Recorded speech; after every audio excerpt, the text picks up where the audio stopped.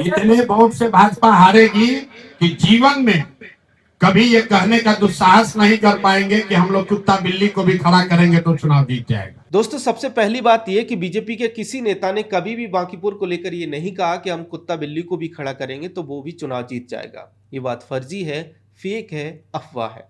News pinch के अभिनव पांडे ने अफवाह फैलाने के लिए माफी तक मांग ली है, लेकिन अब माफी से क्या होता है? अफवाह का फायदा तो प्रशांत किशोर को मिल गया, इसलिए सवाल उठता है कि क्या यह अफवाह प्रशांत किशोर ने ही वायरल करवाई थी? ये सवाल इसलिए भी उठता है क्योंकि किशोर ऐसे काम करवाने के लिए कुख्यात रहे। 2015 का बिहार विधानसभा चुनाव याद कीजिए। सरसंघचालक मोहन भागवत का आरक्षण को लेकर दिया गया एक बयान फैलाया गया। उसको इस तरह से पेश किया गया मानो उन्होंने तुरंत आरक्षण खत्म करने की मांग की हो। उनके इस बयान का फायदा महागठबंधन को मिला और उन्हें ज्यादा सीटें मिली। नीतीश कुमार तब आरजेडी और कांग्रेस के साथ थे और जानते हैं महागठबंधन का चुनाव प्रचार उस समय कौन देख रहा था? यही प्रशांत किशोर। तो कुल मिलाकर बात यह है कि जैसे उस समय आरक्षण के बयान को तोड़ मरोड़ कर दिखाया गया था और उसका फायदा महागठबंधन को मिला था, उसी तरह से इस बार बांकीपुर में कुत्ता बिल्ली वाले बयान को लेकर किया गया, जबकि वो भी बयान गलत तरीके से पेश किया गया था और ये भी पूरी तरीके से अफवाह थी। अब आइए वीडियो में समझने का प्रयास करते हैं कि क्यों कांग्रेस और उसके इकोसिस्टम को बांकीपुर और दतिया उपचुनाव में बीजेपी को मिली हार को लेकर उतावला नहीं होना चाहिए। नमस्कार, स्वागत है आपका द पैम्फलेट पर। बांकीपुर और दतिया पर हम बात करें उससे पहले आप हमारे चैनल को सब्सक्राइब कर लें, बेल आइकन भी दबा दें और इस वीडियो को लाइक और शेयर जरूर करें। दोस्तों, प्रियंका गांधी वाड्रा का कहना है कि ये बीजेपी के हारने की शुरुआत है। तमाम लोग लिख रहे हैं कि ये बीजेपी के अंत की शुरुआत है। तो अब आप बताइए कि आपको 2018 का गोरखपुर का उपचुनाव याद है? योगी जी का अवैध दुर्ग, ऐसा गढ़ जिसे जीतने के बारे में दूसरी कोई पार्टी सपने में भी नहीं सोच सकती थी। लेकिन उपचुनाव का नतीजा क्या था? बीजेपी चुनाव हार गई थी। समाजवादी पार्टी के प्रत्याशी प्रवीण निषाद जीते थे और सिर्फ गोरखपुर ही नहीं बल्कि 2018 के उपचुनाव में फूलपुर सीट से भी बीजेपी हारी थी। फूलपुर भी लंबे समय से बीजेपी के पास थी।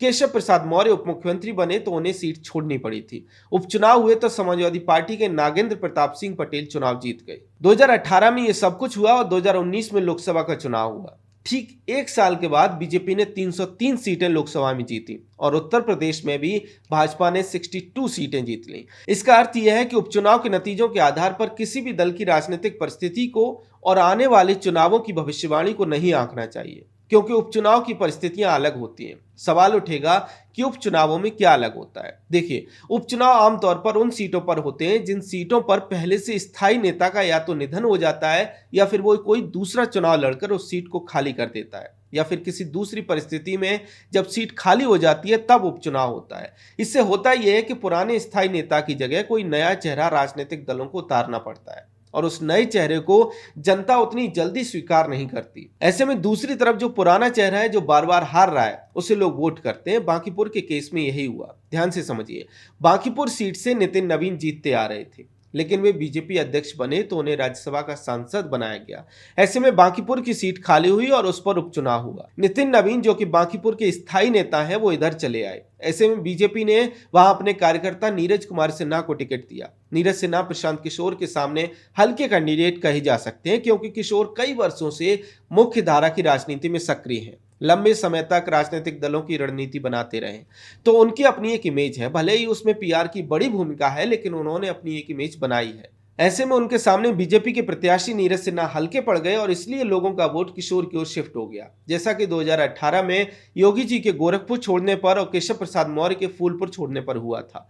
उपचुनावों में ऐसे नतीजे आने का एक और बड़ा कारण यह होता है कि सत्ताधारी पार्टी के समर्थकों को लगता है कि यहां से उनकी पार्टी जीते या फिर हारे, सरकार पर कोई प्रभाव नहीं पड़ेगा। ऐसे में लोग वोटिंग करने भी कम बाहर निकलते हैं। बांकीपुर में भी इस बार लगभग 35% ही वोटिंग हुई है। इसके अलावा भी उपचुनावों के ऐसे तमाम उदाहरण हैं। थोड़ा सा पीछे अगर आप जाएंगे तो इतिहास में तमाम उदाहरण मिल जाएंगे। 1977 में रामनरेश यादव आजमगढ़ से जनता पार्टी के टिकट पर सांसद बने।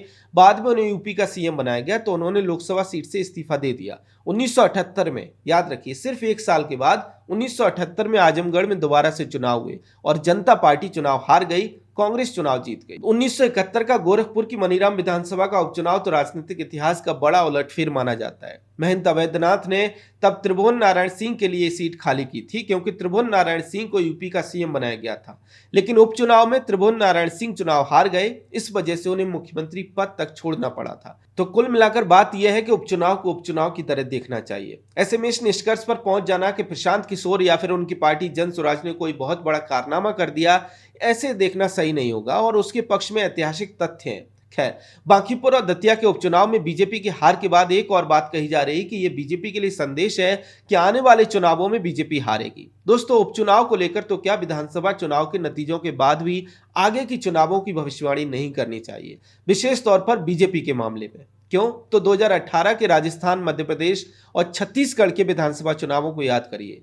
तीनों राज्यों में बीजेपी हार गई थी। उस समय भी यही कहा गया था कि यह बीजेपी के अंत की शुरुआत है। लेकिन एक साल बाद ही 2019 में लोकसभा चुनाव हुआ और इन राज्यों में भी बीजेपी को अच्छी सीटें मिली। ऐसा इसलिए होता है क्योंकि बीजेपी हार को स्वीकार करती है, उस पर चिंतन और मंथन करती है और उसके बाद आगे की रणनीति बनाती है। ऐसा नहीं है कि जीते तो जय संविधान और हारे तो वोट चोरी। इसलिए एक बात निश्चित तौर पर कही जा सकती है कि इन उपचुनावों के नतीजों को लेकर विपक्ष को और विशेष तौर पर कांग्रेस पार्टी को उतावला नहीं होना चाहिए, क्योंकि ये नतीजे आने वाले चुनावों को किसी भी स्तर पर प्रभावित नहीं कर सकेंगे, इसकी कोई गुंजाइश नहीं है। खैर, बांकीपुर और दतिया के नतीजों को आप कैसे देखते हैं, कमेंट सेक्शन में हमें जरूर बताएं।